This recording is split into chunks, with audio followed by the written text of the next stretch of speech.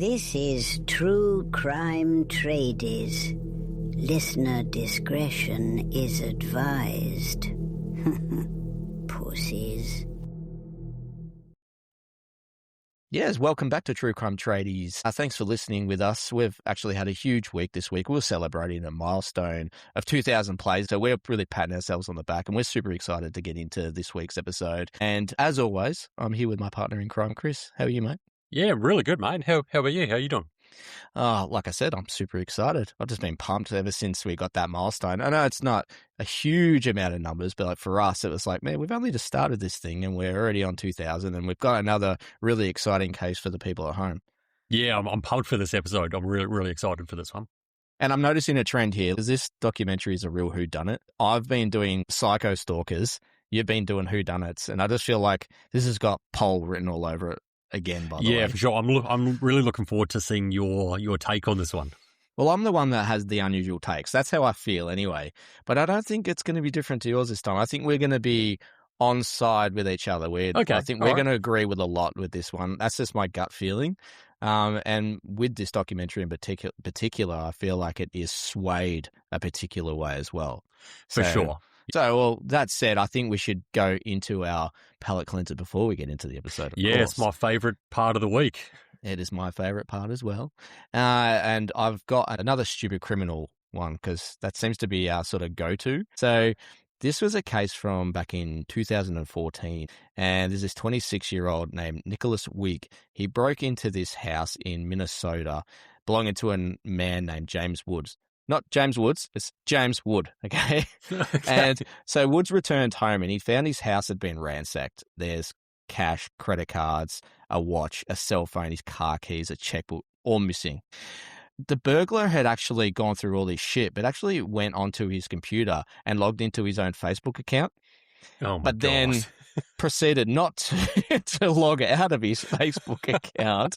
Right, so, but he also left behind some other weird shit next to the computer. So I don't know what he was doing on the computer here. James found wet jeans, shoes, and a belt that didn't belong to him. The burglars come in. I think it had been raining outside, so calm down. Calm those those feelings you have about what's going on here. I think it was wet outside, so he'd taken his shoes off, but why would he do that? And why would he log onto his Facebook account onto this guy's computer? So anyway, instead of calling the police, he has gone and messaged some of this guy's friends to try and find out who this guy was, and then that information to get back to this Nicholas Wigg guy, and then they set up a get-together so he could get his shit back. Which is bizarre, but it was all a trap. So this James guy calls the cops before he's going to go meeting him, and this stupid idiot Nicholas Wigg rocks up, not only with like this guy's credit card, he was wearing the watch still, because the reason why he met up with him, because he wanted his clothes back. Jesus. So yeah, that's just how when it we went think down. We found the world's dummest criminal, we outdo ourselves week after week. Exactly. And look, I mean, obviously the cops were there. They were just waiting for him. And then they arrested him, and he was charged with burglary, and he faced up to 10 years in prison, and he had like a $20,000 fine. I'm not actually sure how long he served. But that is my stupid criminal of the week story. Oh, good job. So if you are going what a moron. Yeah, if you are going to break into someone's house, don't log into your accounts. Yeah, he would have left a status like, just robbed this house and feeling fine. Yeah. It's a bit like that idiot, her name escapes me now, Shirley in Dear Zachary, when she's logged into her eBay account at his house after murdering him. It's like, stupid criminals, don't log into your accounts and then just leave breadcrumbs everywhere, making it too easy for the detectives. You might as well leave a business card. Yeah, exactly. It's a bit like O.J. Simpson writing a book, If I Did It. And then describing the details about if he did it. Idiot. But anyway, so that's the stupid criminal of the week, mate. So let's get into the main story of today. What are we doing today? So today we are doing the Amanda Knox documentary. I really like this documentary. I hadn't seen it for quite some time because it was back in 2016 and I had forgotten little bits and pieces and I really enjoyed it. I'm in the same boat as you. I hadn't seen it for such a long time. And then while rewatching it, I forgot how much of it is in Italian with subtitles. Yeah. I thought, oh shit, that's going to be difficult to cut audio for the pod, but I think we've managed it. I'm looking forward to you pronouncing names and putting on accents, all Me the too. things. Yeah. All right, well, let's get into the preview. Awesome. Did you kill Meredith Kercher? No. Were you there that night? No. Do you know anything you have not told police? No. Italians are calling this the trial of the decade. We weren't best friends, but I was so shocked by what happened to her. Their friends were telling us how Amanda had been behaving, performing cartwheels and kissing each other. This does not look like grief. I mean, who behaves like that? Of course she did it, she's mad. Perché la calunniate? Mi potete dare una risposta? Dici, ma chi è responsabile? È un mostro. That's everyone's nightmare. Either I'm a psychopath in sheep's clothing, or I am you.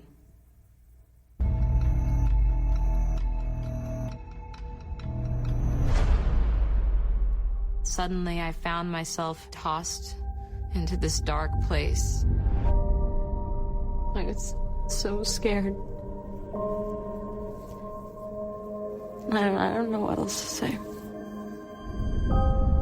Before Italy, I had a happy life. It was very important for me to get out of my comfort zone and see if that made me turn into an adult. When I was with Amanda, I was so happy. What happened that night? Amanda Knox. Did you kill Meredith? I mean, some of the information that came out was just completely made up. It made headlines all over the world. Everyone is talking about It's it. just crazy. The whole world knew who I had ever had sex with. She was terrified. I felt like a child again. And I knew I was a kid. So we start off in November 2007 in Perugia, Italy, and we see a police walkthrough video of this apartment. And this apartment, it's got 4 occupants in it. So the people staying in there are Amanda Knox, 2 Italian law students, Laura Mazzetti, Filomeno Romanelliello, damn it, butchered it, and Meredith Kercher, who was an English exchange student. Don't use the term butchered it. Okay, that's in poor taste. Okay, go on. Well, that's done now, whatever. It's done. And we see that the apartment is quite messy. There's a broken window and glass scattered around on the floor. There's a few droplets of blood in the common area and in the hallway leading into a bathroom. Yeah, and I get motion sick at the best of times, like particularly in the car. And if they played the whole video of the crime scene there, I would be feeling sick. There's the worst camera operator ever. He's just wobbling the camera around. He's back and forth. Like, man, what is going on? Just do it slowly. Yeah, it's like he's got a GoPro strapped to him and he's got Parkinson's or something. Michael J. Fox is walking through, cracking jokes. So once inside the room, the camera zooms up to this bra on the floor, and I'm thinking, Jesus, how's the sleazebag Italian guy like filming the bra? And then it zooms out, and then you see a foot coming out from a blanket. And underneath the blanket is the deceased body of Meredith Kercher, one of the housemates. Just on the camera operator too, it's like he's never seen a murder scene before because he's commentating. He's gone, oh shit. You know? Look, it's blood. It looks like murder. Hang on, that was French. God damn it. All right, you take over the accents for the episode. Yeah, okay, no.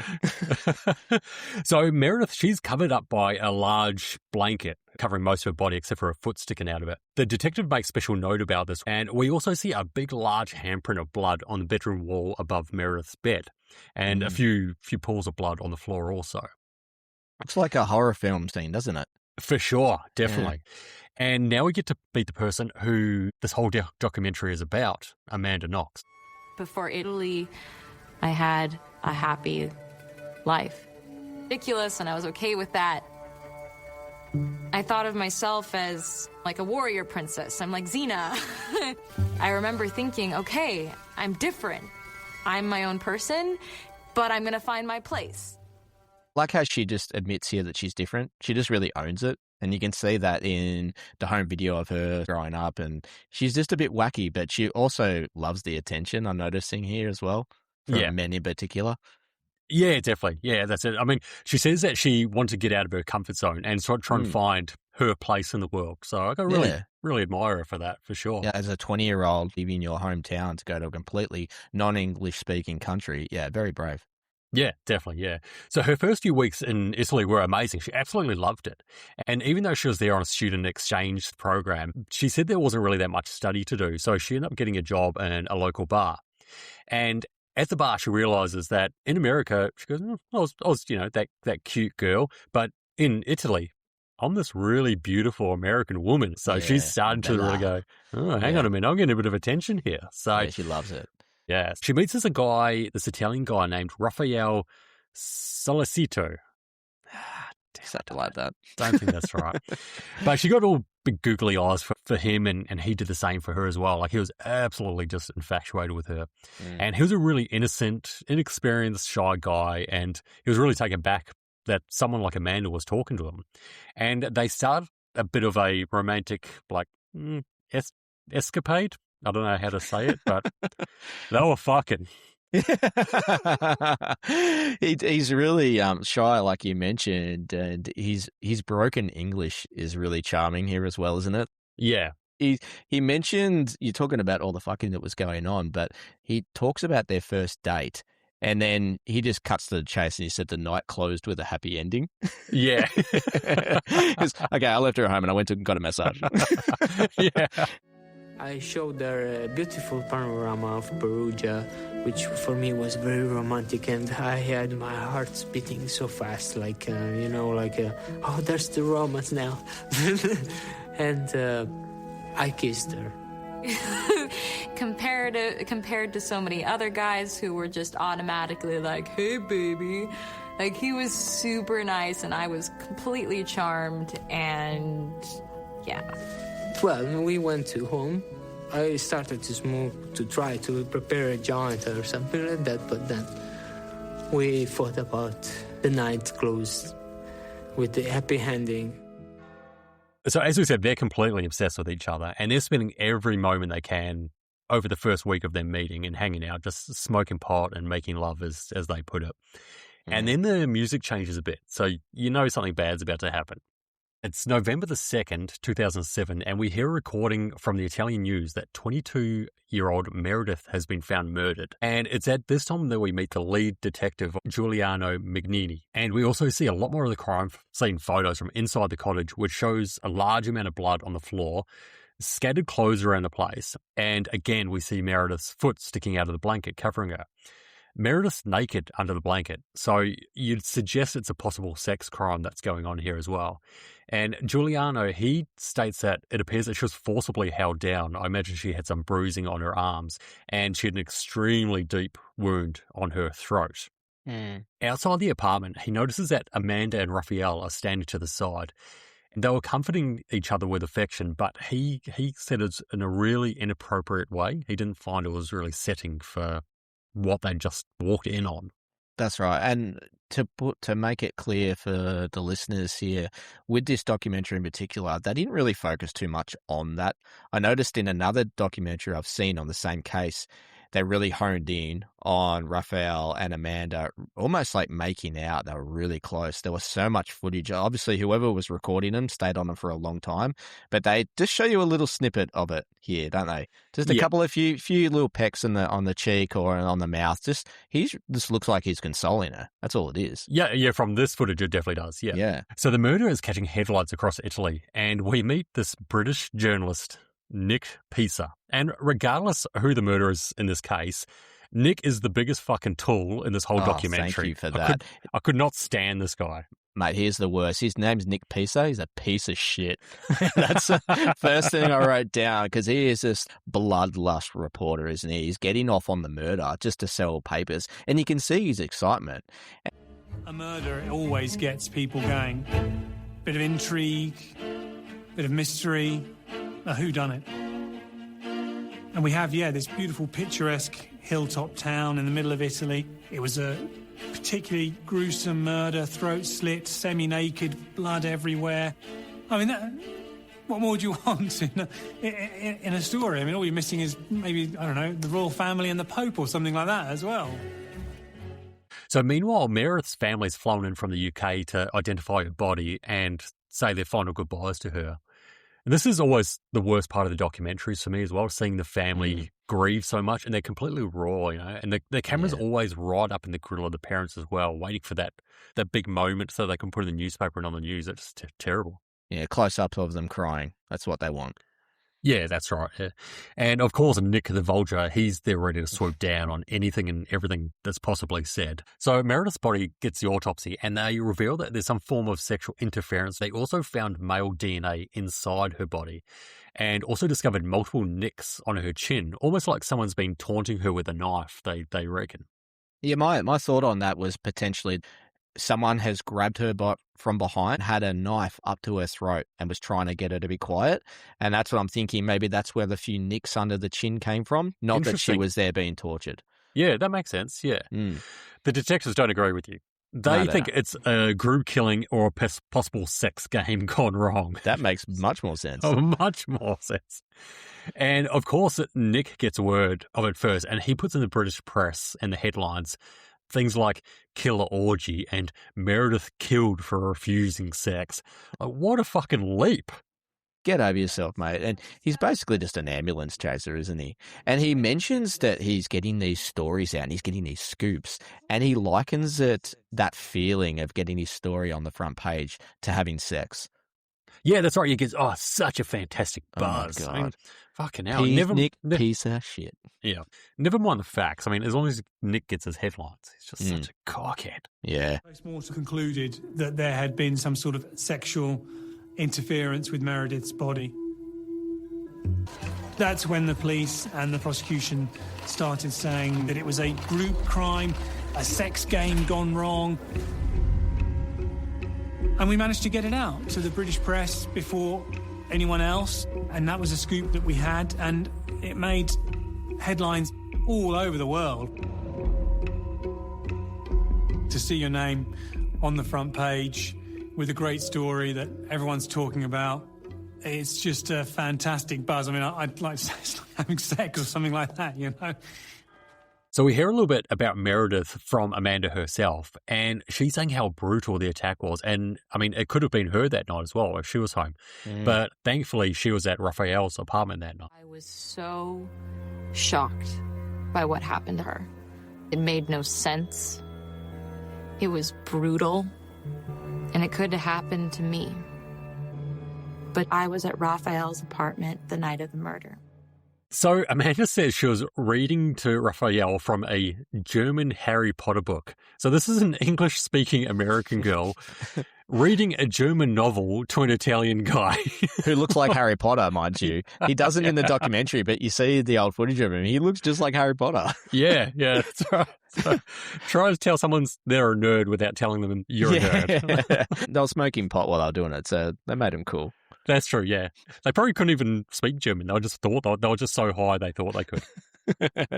So Amanda says the next morning she went back home to her place and she found the door open, which was a little bit odd. She walked through the common area into her bedroom, which was a little bit messy, but she said that was quite normal for the place. She got undressed to go take a shower and then went into the bathroom. While she was in the bathroom, she noticed a few droplets of blood in the sink, but not really enough to cause alarm. She then takes a shower, and as she steps out, she looks down to the bath mat, and she sees a much larger section of blood on the bath mat. It almost looks like a bloody footprint there. That's what I thought too. And I had a question for you. Do you think you would have noticed that big bloody footprint on the way into the shower? Definitely. Yeah, it was a light blue bath mat, I think, from memory. Yeah. So that red really stood out. But the thing is, when you think about it, when you walk into a shower, you're dry. So you're not really watching your feet. But when you get out of the shower, you make note of looking down to step on the mat. That's how I thought about it. Walking in, I don't think I would have noticed the blood on the mat at all. Okay, yeah. Let's do a poll.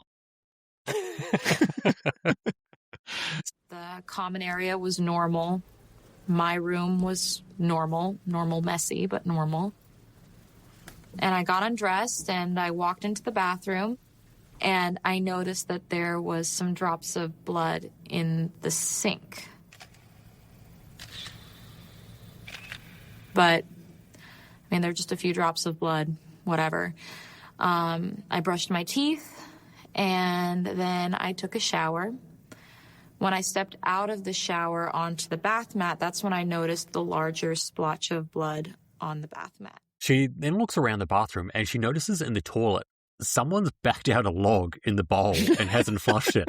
And she says, now I start to get the crease. I mean, not the blood that's on the floor, the droplets in the blood, the glass. The fact that there's an unflushed turd, you're like, oh my God, this is freaky. I've got to get the fuck out of here. Yeah. and that's the thing. Did we have to see Mr. Hanky in the toilet too? They show you that. It's like, show us the body, not the shit. You know what I mean? All we see of Meredith is a foot, but we see a big turd. Yeah. Why did they have so much corn in their diet? That's what I want to know. So she goes back to Raphael's place and she gets him to come over to have a look. I mean, probably at the whole apartment, not just the turd. Yeah. Look at the size of this thing. I went back there. I saw all this mess. It was very weird. And I was a little bit surprised that she took a shower inside her house without having the anxiety of it.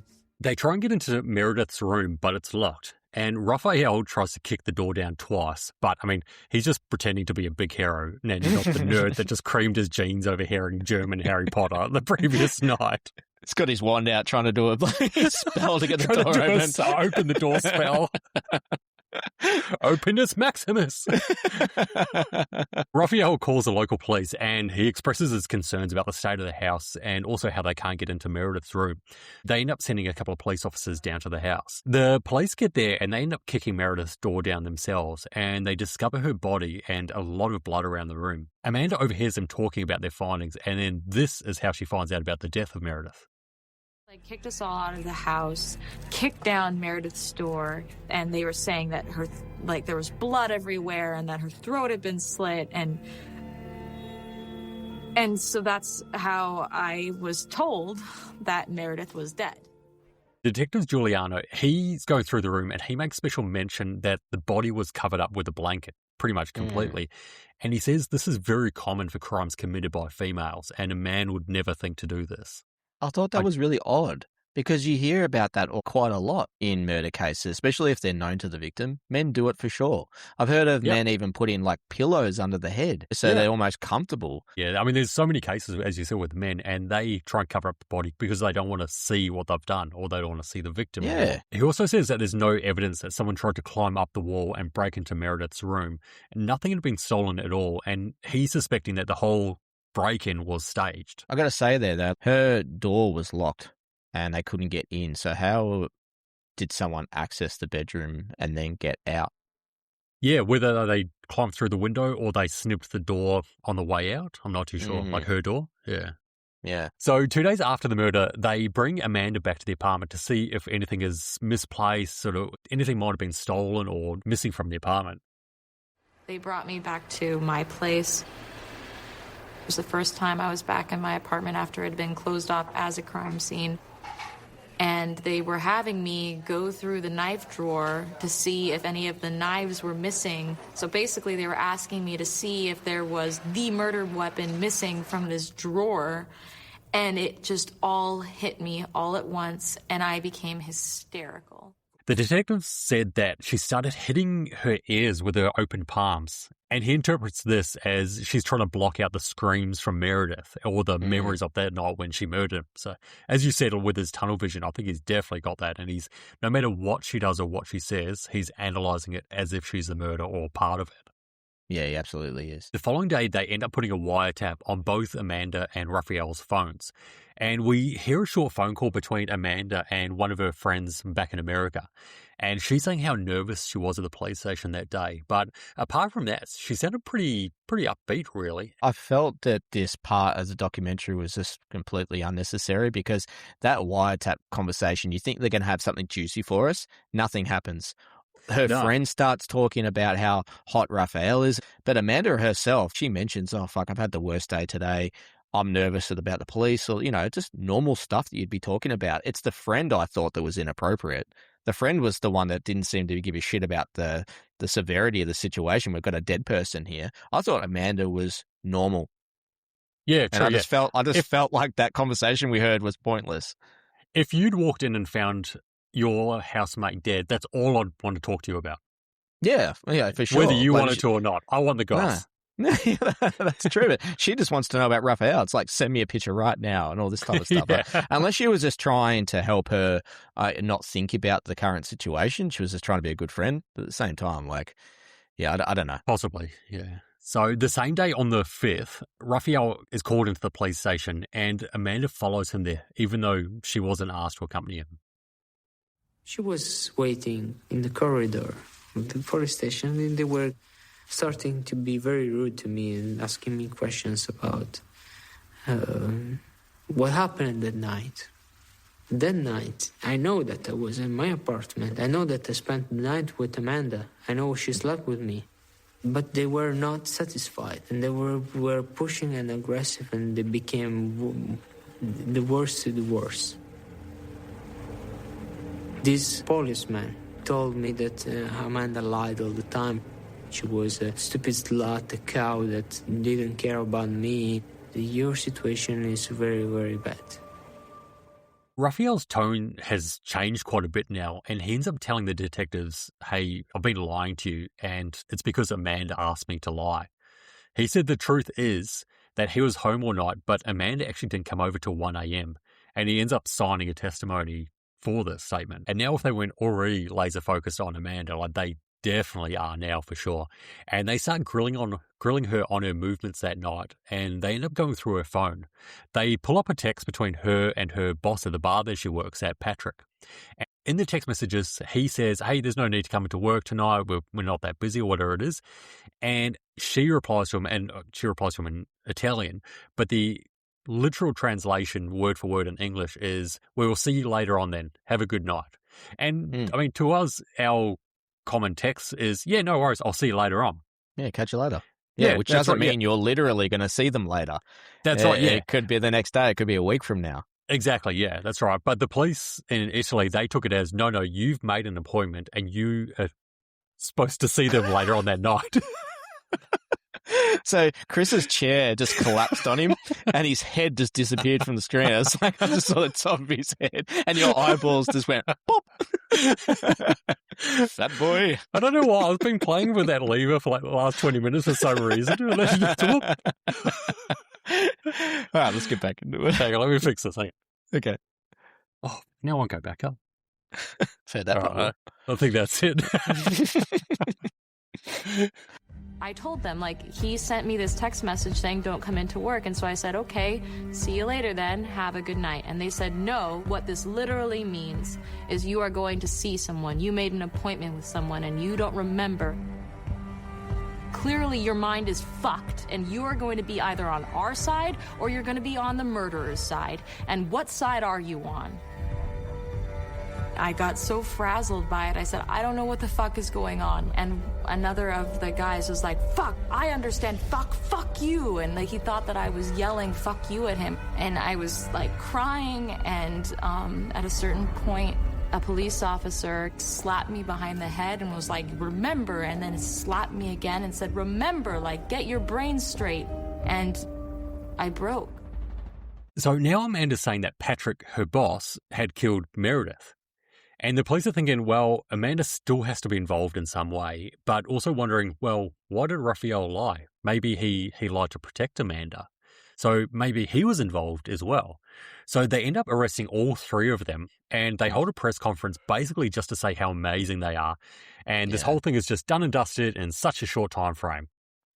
And that's the thing, the press had put massive pressure on the police. So it seemed that they've rushed to conclusions just to get that arrest, to sort of get the pressure off their back. But like, also, what world are we living in where it's okay for a police officer to be whacking someone on the back of the head, telling them to remember?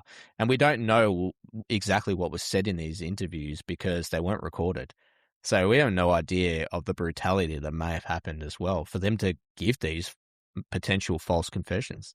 Yeah, for sure. So we end up hearing from wanker reporter again, Nick, about all the info he heard from the police and the attorneys. Go on, Nick. Lawyers are the key ones. I would get alongside one of the lawyers. He would hand me over the statements. I think the photocopying places in Perugia must have made a fortune those days. We had these details coming out. The friends of Meredith were telling us how Amanda had been behaving in the waiting room. And one of the friends said to Amanda, "Oh, I hope Meredith didn't suffer badly." Amanda said, "Of course she fucking suffered. She had her throat fucking cut." This police officer in this disclosure said Amanda and Raffaella were kissing each other. She was performing cartwheels and doing stretching exercises. Of course she did it. She's mad. She's complete and utter loon. I mean, who behaves like that? So inside prison, Amanda gets to see her mum in the visitor's room. And she said she felt like a child again. She just wanted her mum to fix everything and make it all go away. She knows she's fucked up and she's put herself in this really tough position. She just wants to go back to America and just be with her family, forget everything, basically. And you got to remember, she's 20-year-old girl. You know, she's nowhere near an adult as such. I know she's an adult, but like, she's going through hell here. And yeah, like you said, she just would have needed her mum so badly. And there is audio of them talking back and forth, but it's too hard to listen to. You won't be able to hear it here. But you can sort of hear how stressed Amanda is, but also her mum. Imagine the family's going through this as well. Yeah, for sure, yeah. She's completely denying that she played any part in the murder whatsoever. And she's really confused why Raphael had lied to the police as well. She also finds out that the story has gone international, and Amanda's family in Seattle are being completely harassed by the media constantly. And Nick Pisa is saying that they already had a beautiful girl murdered, and now they have one who apparently murdered her, and she's this attractive blonde American girl. It's like a girl-on-girl crime. Like, fuck, this guy, can he get any sleazier? No, he can't. So Nick ends up trolling through all the social media, and he finds a picture of Amanda with a machine gun laughing, and Nick fucking loves it. He says, "Wow, this is great. She looks like a complete and utter nut job in this photo. It's going to be fantastic." And then he ends up doing the same thing on Raphael's social media as well. He finds a photo of him from Halloween dressed as a mummy holding a meat cleaver, and he's like, "Oh my God, you can't ask for better material." This guy wasn't very sexually experienced. She might have been only the second person that he'd ever had sex with. She'd sort of got her hooks into him. She'd been seen nuzzling with a boyfriend at a local shop as they bought underwear for her. The store owner said he heard them laughing about having hot sex that night, just a day after her roommate had been found murdered. La femme fatale, la dominatrice, Amanda mangiatrice di uomini, Amanda the man-eater. Finally, you have her own name for herself, Foxy Knoxy. Amanda's really being portrayed as a sexual deviant or a bit of a femme fatale, and they discovered her handle on MySpace was Foxy Knoxy, and that just absolutely set it off for the headlines all around the world. 3 weeks after the murder, Patrick's actually released from prison because his alibi checks out and it's all confirmed. He doesn't say much about anything that was going on. He just says he's really looking forward to going home, and he just doesn't say a word about Amanda when he's asked. The detective asks Amanda why she blamed Patrick, and she says, "Well, you were forcing it on me. Like, it was just, I was tired, I was stressed, it was the middle of the night, I was starting to get confused. I mean, you smashed me in the back of the head, all these things, I just blurted out the name." And he ends up saying there's only true or not true. And he feels that she has a really strange way of reasoning things, and she goes back and forth between reality and a dream state. And he says that she can't stand being questioned, and particularly by anyone with authority. He said she's a little bit of an antichrist, so he really got it out for her. Amanda was in a cell at Capone Jail with 2 other inmates, and she had a standard medical test that they all do there, and they end up telling her that she's got HIV, or she's HIV positive, and that she's going to develop AIDS. She was completely terrified. She believes them for sure. And she had written in her diary all of her hopes and dreams for the future, and she listed anyone that she'd had a romantic meeting with, as well as marking next to their names whether she'd use protection with that person or not use protection with that person as well. And Slimebag Nick manages to get hold of the diary, and he publishes it in his newspaper. I remember she was writing in her diary that she was terrified. She was saying that she wanted to have a family, and now that idea was now scuppered. And then she was sort of listing all her lovers and saying, oh, she remembered using protection with that one and not with that one. And this was all in her diary, which again was leaked. I managed to get hold of it as well. I think I was probably one of the first people who managed to get hold of it. How did the diary even get to the press? Well, we never reveal our sources. That's the key thing. Because you do that and then you're just betraying all your journalistic principles, aren't you? Mate, you have no moral compass. You have no at all, principles. Mate.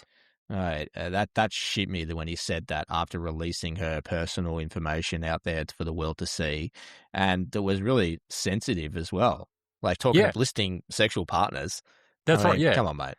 It turns out that she didn't have HIV, and it was just a whole mind games ploy from the prosecution and the police. But, I mean, as we said, the story was already out there. They'd already run with it, so the damage was already done.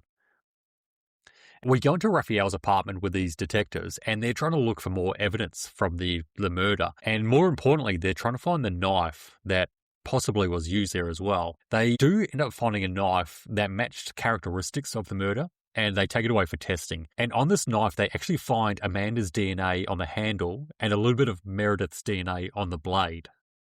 Yeah, this is the point where I'm like, ooh, that's pretty damning, isn't it? Ooh, shit, Foxy Knoxy. Yeah, and I've been on Team Amanda up until this point, and then I heard that, and I was like, how do you explain that? Yeah, DNA doesn't lie. They also get the results back from the bra clasp that was broken off during Meredith's murder, and Raphael's DNA is on that also. The police are patting themselves on the back, and it's not looking good for Amanda or Raphael at this stage. But for some reason, they're absolutely convinced that this murder was committed by 3 people. So there are a number of unknown fingerprints around the room. There was DNA inside Meredith's, and we can't forget the famous unflushed turd as well, Mr. Hanky. They eventually discovered that all of this, including the log, belonged to Rudy Herman Guido. See, I thought it was pronounced G'day. And the only reason I heard it pronounced like that, and it just reminded me of the Aussie saying, hey, G'day, mate. So to you, his name is Rudy Herman G'day. Yeah. All right, we'll go with that. Mr. G'day. Stick with it. So Mr. G'day, he was already known by the police for breaking and entering, and the locals said he was a real slippery character. He'd also just fled the country as well. So the police, they end up convincing one of Rudy's friends to jump on a Skype call with Rudy. I'm not too sure which country he'd fled to, but somewhere nearby in Europe. He jumps on the Skype call. Rudy said he was actually in the apartment, and him and Meredith went to go have sex, but neither of them actually had a condom, so they didn't do it. He mentions that he went to the bathroom. Yeah, we know, mate. And while he was laying a cable in there, he heard screaming. So he quickly ran out of the bathroom, and he saw a guy standing there, but he couldn't see his face. And before he knew it, the guy had already run off into the dark. Then he looks down and he notices Meredith has a large cut across her throat, and she's clinging to him. He's freaking out. So he runs out of the apartment. He's covered in her blood, obviously, because, he's a savior. He ends up finishing up the Skype call by saying, hey, just one more thing. Amanda had nothing to do with this. She wasn't even there. So they issue an international warrant, and Rudy's arrested, and they bring him back to Italy. Rudy's attorney, Volta, says Rudy has maintained that he didn't kill anybody. He doesn't deny that Rudy's DNA is all over Meredith's room, and he thinks that if they run a trial for all 3 defendants at once, Rudy's probably going to get blamed for everything. So he actually opts to go for a fast-track trial to try and put pressure on the prosecutors. Rudy's actually found guilty for his part in the murder, and he's sentenced to 30 years. And Nick Pisa, he says no one is really bothered about Rudy, but we gave him the courtesy coverage anyway. But we're all here to see what happens with Foxy Knoxy. Oh my God, I've said it 1,000 times already. I hate this guy. But he has no interest in Rudy because Rudy's not selling papers. And this is a trial by media after all. So they're really going after Amanda. That's all they really care about. Once Rudy's trial begins, there is this interesting revelation. So in those initial Skype conversations, Rudy is telling his friend that Amanda is nowhere near the crime scene. He's saying that they had nothing to do with it. But then he changes his story. He was really that bothered about Rudy. I mean, obviously we gave it the cursory coverage, and we had covered his trial, covered his sentence. But at the end of the day, there was no interest in him. So the trial for Amanda and Raphael starts, and the prosecution is super confident in their case. They feel that the direct evidence and the DNA is enough to put them away. And they're really painting out Amanda to be the sex-crazed American woman. And we see the newspaper headlines. Mate, there's so many of them as well. And I've got a list here for you because some of them are just crazy. But they start with Foxy Knoxy in sex game murder. There was one that was sex, drugs, and a brutal killing. The devilish student who killed for thrills. Killer in the cuddle, which is really Killer odd. in the cuddle? Yeah. That's a bit weak. Yeah, I know. The student who led a deadly sex game.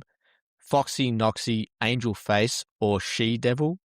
Foxy Knoxy's twisted sex games. And drug-fueled orgy ends in murder. Now, these are the British headlines as well. You know what the British journalists are like, and you can imagine those people just eating up those headlines. Yeah. But I got a question for you. Okay, so put yourself in the shoes of our mate Nick, piece of shit here, and you're going to come up with your own headline regarding Amanda. Oh God, this is a lot of pressure. What do you think you could come up with? Oh God! And I'm putting you on the spot. I'm sorry. I know, Jesus. I'd go with.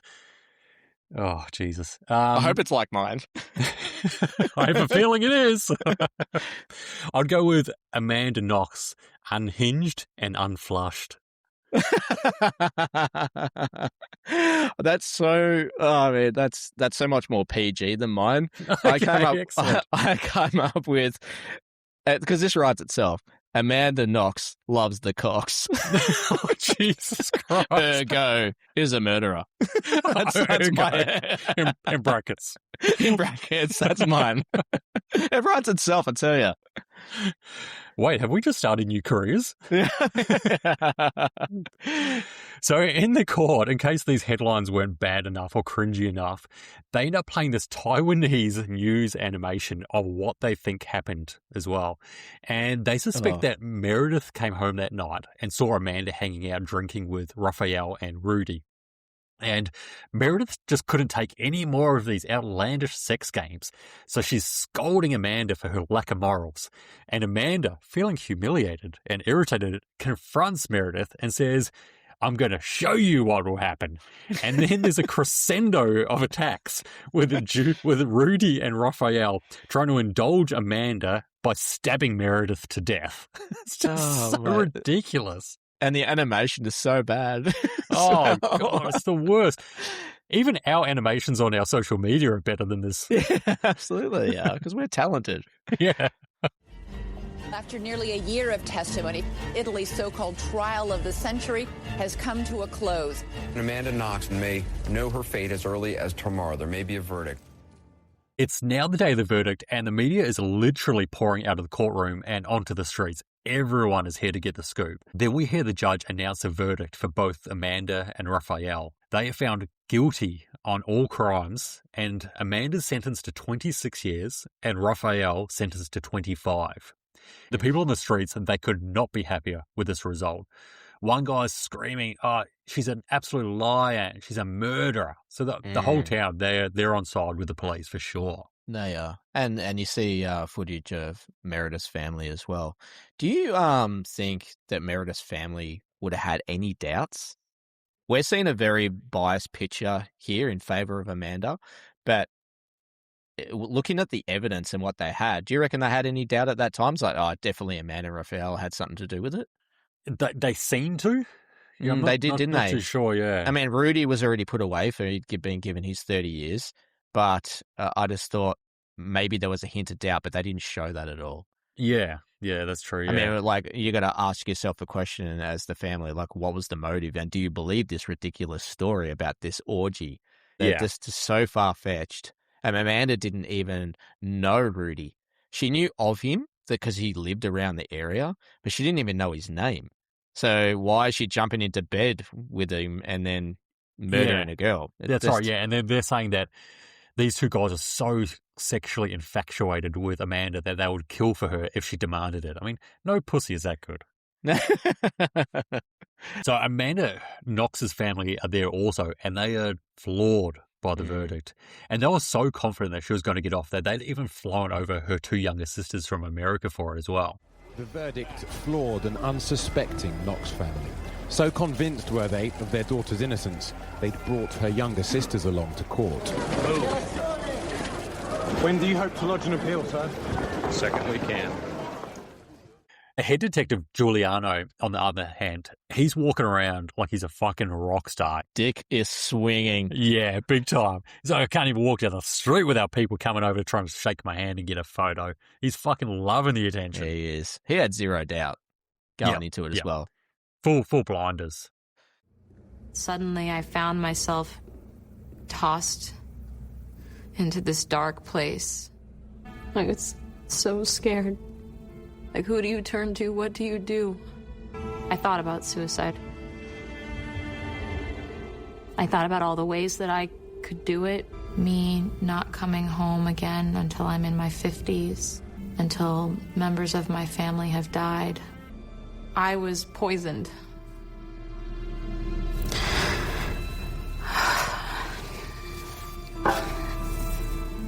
I don't know what else to say.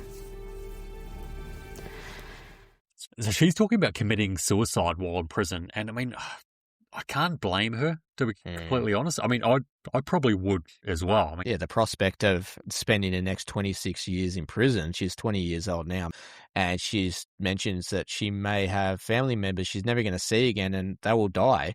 Yeah, and that's her reality at the moment. So I don't blame her for having those thoughts. Yeah, definitely. Yeah, I'd have to. I'd get passed around like a box of Oreos, I reckon.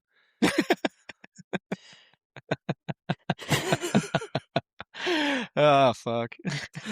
So Raphael, he's falling into a deep depression in prison as well, obviously. And he was kept in solitary confinement for the first 6 months. I'm not too sure if it was just because the case was so big. It was just for his safety.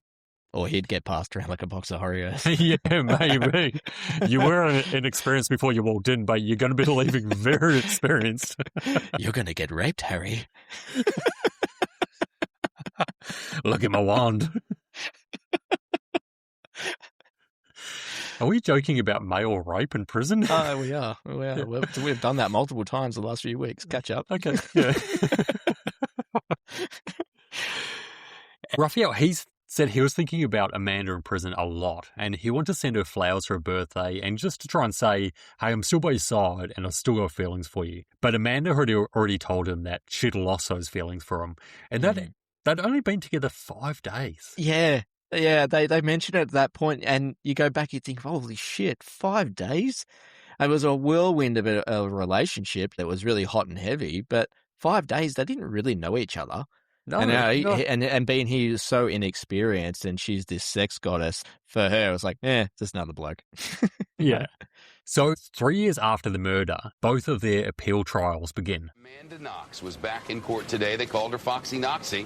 Looked a little more pale today, skinnier than had been in the past. Maybe could use hair and makeup, but I guess you don't get that in jail. In an unexpected plea to the court, Knox delivered a tear-filled declaration of innocence. How's the reporter saying, she could probably do with some hair and makeup? Oh, what a fucking pig. Shut up, mate. And because her appearance was a lure for this case, the interest in the case was how she looked, was that focus on her, and they're just mentioning her looks. Like she came in, she looked pale and she looked skinnier than she was. Who gives a shit? She's been through hell. That's right. Give her a break. How would you look, mate? Yeah. So Amanda stands up and she makes her statement in Italian. And she says, I'm convicted of a murder I did not commit. To Meredith's family, I'm sorry that Meredith isn't here anymore. I can't possibly know how you feel. I too have little sisters, and the idea of their suffering and never seeing them again terrifies me. A legal victory for American Amanda Knox, who's appealing her murder conviction in Italy. The appeals court gave the go-ahead for an independent review of crucial DNA evidence. Among the pieces of evidence that an outside expert will now re-examine, a knife and a bra clasp, both considered crucial to Knox's conviction. An independent DNA expert is called in and talks about the trace DNA and how easily it is to leave DNA around the place. He says if you move your hand over a small amount of fine dust, those are all DNA traces which can be spread in that area from that one particular movement. And because the crime scene was an absolute shit show with people walking in and out of it constantly, most of them were actually not wearing any protective clothing at all. They weren't wearing booties or gloves, and if they were, they weren't even changing them as well. So the whole crime scene could have been contaminated. Yeah, DNA is scary too because it's deemed as irrefutable evidence, that someone was present. But that transfer of DNA you were talking about, it's completely plausible in this case, considering Amanda and Meredith lived together. that DNA would be transferred, like onto the bra or like into the room, just for them. But for Rudy, he got put away. He did not live there. He broke in. His DNA being there, for me, that's irrefutable. He was involved. But for Amanda and Raphael, that doesn't prove anything. No, definitely not. No, that's right. And with that bra clasp, they didn't even find it until 46 days after the murder. Yep. So between that and you also see footage of a female police officer spooting a glass door in to try and unlock it. Like, talk about the yeehaw police work going on over there in Italy. And they also mentioned, because of the DNA, like the lab was busy, they were testing up to 50 items for DNA that were all sort of mixed together. So you're talking about transfer, that someone might have not changed their gloves, picked up that knife, not by the handle, maybe by the blade, bang, little bit of Meredith's DNA at the edge of the blade. Yeah, that's right. Yeah, they did make special mention that the knife was included in one of those 50 items. I mean, the actual murder weapon, in their eyes, they're not testing it solely independently. That's crazy. Yeah, and they're just assuming that's the murder weapon anyway. They don't know for sure. It wasn't found under her body or anything like that. It was in Raphael's kitchen in a drawer. So who would have thought knives would be in the kitchen? Yeah, that's right. Yeah. So with the bra, they said, yes, Raphael's DNA was on the bra strap, but there was 2 unknown male DNA samples on the strap as well that the police never noted as evidence or even investigated as well. Yeah, and the independent testers also mentioned that you can interpret the DNA the way you want it to be. So they saw the DNA there, they interpreted it as this, rather than looking into the other bits as well and thinking, oh, hang on a minute, there's something not right here. Yeah, and they rechecked the DNA on the knife properly this time, and they said, yes, Amanda's DNA was on the handle, which, it would be because she's been in Raphael's apartment multiple times. But the DNA of Meredith on the blade was so minuscule that the likelihood of it being a contamination or what is it called, like a touch trace DNA, was extremely high. So therefore, it could only be deemed as inconclusive. When it came out, I mean, it was just crazy. The botched investigation and the bungled forensic work. I remember audible gasps from the press and from everyone in the court. We're all looking as journalists for that great angle or that great line, and when you see something like that, you just think, brilliant, it's manna from heaven, it really is. Even Trump gets involved here, and he's saying, the American president, he should have got involved in the case here. And I looked at, I think, when she went into prison, it was George W. Bush, but then while she was in prison, presidency changed, and it was Obama while she was in prison as well, so he was talking about him. He would have, he had it out for Obama as well, so of course he's going to talk shit about him. Yeah. So one of the Italian attorneys, he's really pissed off with the American media saying how much they've botched it all. And he says, it really bothered me that they're trying to lecture us on law. This courthouse in 1308 housed the first faculty of law in Europe. In America in 1308, they were drawing pictures of buffaloes in caves. It's like, oh. And then there's this awkward silence after he says it. Yeah, I was like, oh, that's like a scene. Pretty sick burn, mate. Yeah, I know. So the police are saying, it's just DNA. And they're still acting like, it's more that she's acting dodgy and she's been lying. So we still think she's done it. That's right. Giuliano bases his opinion of guilt of Amanda purely on her behaviour. And that's scary, isn't it? It's like, fuck the DNA. We're going to appeal this and we're going to put you away just because you acted weird. You guys were kissing outside. Murderers. And look, Giuliano here, he's not giving up. There's a reason why vendetta is an Italian word. Ooh. I had to put that in. Sorry. There's no trace of me in the room where Meredith was murdered.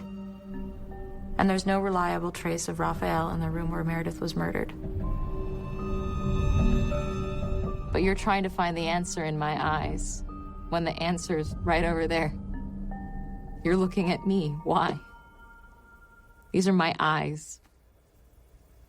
They're not objective evidence. So the appeals court is in session, and both sides are putting forward their arguments. And journalists from around the world, they're back in Perugia and they're just filling the streets and they're all waiting for this verdict to be read. She's led back into the court and after deliberating, she hears the words, "not guilty," and is told that her and Raphael will have an immediate release. Yeah, this is so good. This could have easily gone the other way for Amanda, because like the police have brought this to trial based on nothing really. The evidence was shit. They had nothing, but it was all about pride for Italy, and they looked really foolish over the acquittal as well. Yeah, for sure. Especially now that the DNA's been thrown out, they had nothing. So Amanda and her family, they get on the first plane they can and they get the fuck out of Italy and they go back to Seattle. And Raphael says the first thing that he does when he gets back home is he opens the fridge and he just stares inside of it. He said he felt like a primitive man. Everything was just brand new for him. So he was really happy as well, but he felt that he was quite depressed trying to get back into a normal life again. Which I found odd. It's not like he was put away for 20, 30 years and he's getting back to society with new technology. Mate, you've been in jail for 4 years. Yeah. Oh, you're so soft. There's all this fancy food in the fridge. What year is this? Says us that wouldn't last 2 days in prison. That's true. We're not talking about us. We're talking about Raphael. Shut up. People are just hounding both of them and they're just saying, oh, they're treating us like celebrities and whatnot, but we're not. We've just been wrapped up in this whole thing and now we're innocent. We're just trying to get back to our lives. Even Amanda's being hounded for like when they go to a book release and a movie and all that sorts of things. She just wants to hide and just get on with it. Yeah. I really thought that I was going to be okay. But I wasn't the same person to come back to Seattle. Line at the grocery store and the person behind me is like, whoa, it's you. I know you. And I really want to turn to them and say, who the fuck are you? And you don't know me. It's now 6 years after the murder of Meredith, and everything is just sunshine and lollipops for Amanda and Raphael up to this point and going forward. Just joking. The Italian court throws out the acquittal, and the pair are found guilty once again. What a roller coaster. Oh my God, I couldn't believe it. This was all due to the circumstantial evidence, including Amanda's behaviour and her relationships, like you said. Amanda, she was actually tried in absence, which means she didn't have to fly back to Italy to face him in court, which I can't blame her. There's no way in hell I'd be going back there as well. No chance at all. That is so scary. Because she'd just feel like as soon as she got there, she'd be in lockdown. She'd just put in cuffs, see you later, throw the key out. I wouldn't trust him. Definitely, yep. So they're watching over the phone or over Skype, I'm not too sure. And it's a moment they've all been waiting for the second time again. And they're found innocent and exonerated as well. Amazing.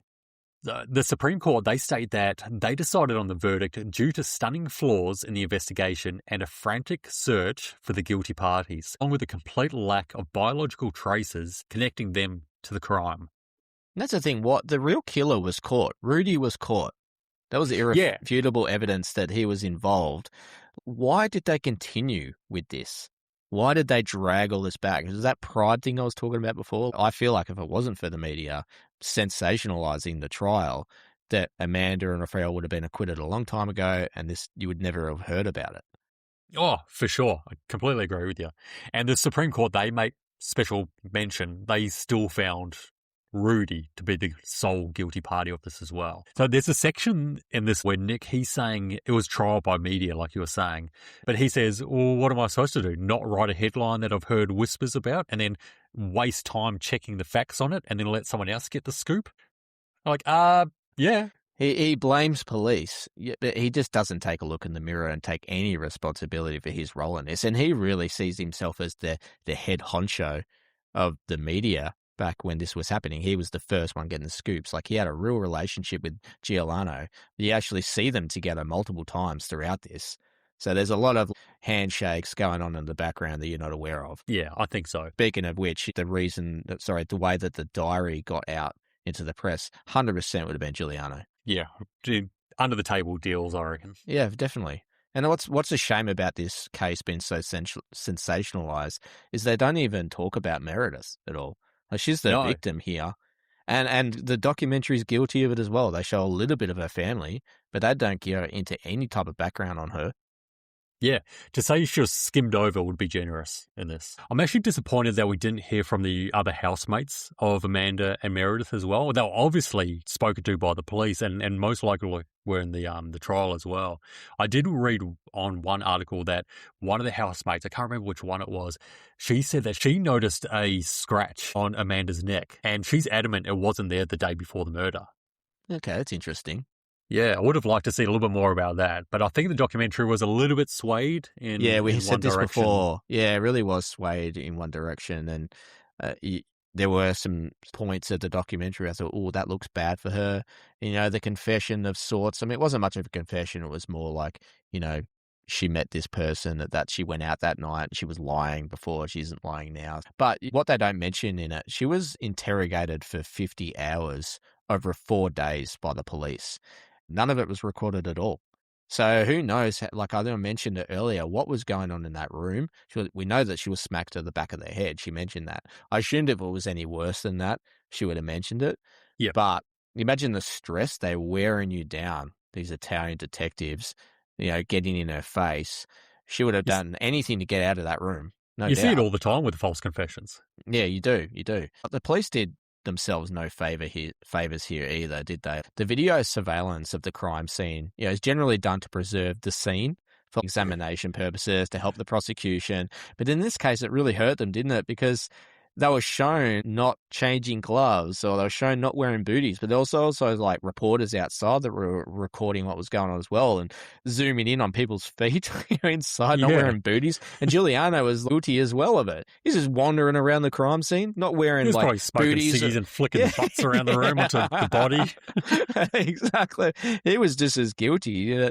Anyway, the other thing you don't really hear about much is Rudy. He was put away. There's a little small part in the documentary about him, but because this documentary was released in 2016, all we knew at that case is he was still in jail. Yeah. Yep. See, he was actually released in 2021. So but he was given that 30 years, but because he admitted not guilt, but he said he was sorry or something along those lines, they downgraded to like 16 years. So he got out pretty early in 2021, but then in July 2025, it was reported that he's facing new trial for charges of sexual assault, physical violence, and acting in a cruel manner towards a former partner. So he was guilty of sin. He's the right guy. At least we know that for sure. And we talked about at the start this being a bit of a mystery, but clearly not for us. For me, Amanda, completely guilty. She had nothing to do with it. She's guilty of making mistakes, yes, but she's not guilty of murder. Yeah, I think it's Rudy solely, for sure. But if you guys disagree, write and let us know why as well. Because I seem to remember from previous documentaries I'd seen, I didn't know one way or another, really. But because this documentary was so swayed in her favour and where it easily led, it made her look just innocent as. Yeah, and that's you right. felt sorry for her. Things like doing cartwheels outside of the house when they found her dead body, things like that just made people a bit suspicious. That's all. Yeah. Okay, so if you are being accused of murder or if you're outside a scene, don't do cartwheels and you'll be fine. It's 101, guys. Come on. No, really well done, mate. It was a really good documentary, and I think you did a really good job explaining the sequence of events. I'm surprised we were on this. I mean, I said I'm surprised because at the start I said I think we're going to be on the same page, but it was nice for a change to be on the same page. But no, it was really good. I really enjoyed it. What did you think of the documentary as a whole? Yeah, I thought it was really good. I think it was swayed definitely in the Amanda's way as well. So whether there was a little bit too much. Obviously, they had her in the documentary a lot, so they've got to say certain things and take certain things out to have people like her appear in the documentary as well. So I'm very aware of that. Yeah, true. But overall, I really liked it. I can see why this is a super popular one for a lot of people for sure. Yeah, it was popular. And next week I'm doing one that's probably not so popular. This one is called Our Father, and I'll play the preview now. Growing up, I felt different. I was 35 and I take a DNA test. When I opened up Ancestry, I had over 3,000 hits. All of these random names were popping up, and it said close family. We all matched the name Klein. Dr. Klein was the best infertility doctor in Indianapolis. Right then, I knew Klein was our biological father. So that's when strange things started happening. I think it was some sick experiment for him. Most of us have blonde hair, blue eyes. It was almost like this perfect Aryan clan. It's disgusting. How the fuck did no one know? For decades. I had to tell my husband, we're just now finding out that Julie is not yours.